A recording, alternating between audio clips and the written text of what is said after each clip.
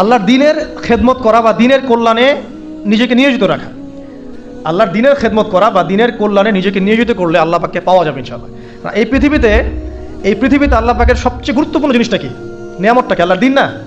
এই দিন ছাড়া কি পৃথিবীতে আর কিছু আছে? একটা হাদিসে আসছে যে পুরো পৃথিবীটাই তো অভিশপ্ত। পুরো পৃথিবীটা কি অভিশপ্ত? শুধুমাত্র দিনের এলেম অর্জনের জায়গা ছাড়া, তালেবে এলেমদের জায়গা ছাড়া, দিনী মাহফিলগুলো ছাড়া, যেখানে নামাজ হয় এই জায়গাগুলো ছাড়া বাকি সব অভিশপ্ত জায়গা। তো এখানে পৃথিবীতে সবচেয়ে গুরুত্বপূর্ণ এবং ইম্পর্টেন্ট আল্লাহর কাছে প্রিয় জিনিসটা কি? আল্লাহর দিন। তো আল্লাহর সেই প্রিয় জিনিসটাকে যারা এগিয়ে নেওয়ার চেষ্টা করবে, সেই দিনের খেদমত করার চেষ্টা করবে, দিনের জন্য একটা মসজিদ করা, একটা মাদ্রাসা করা, হ্যাঁ, একটা কোনো ভালো কোনো প্রকল্প করার চেষ্টা করবে, আল্লাহ পাক কি তাদেরকে রক্ষণাবেক্ষণ করবেন না? আল্লাহ পাক তাদের অভিভাবক হবেন না? নিঃসন্দেহ হবেন ইনশাআল্লাহ।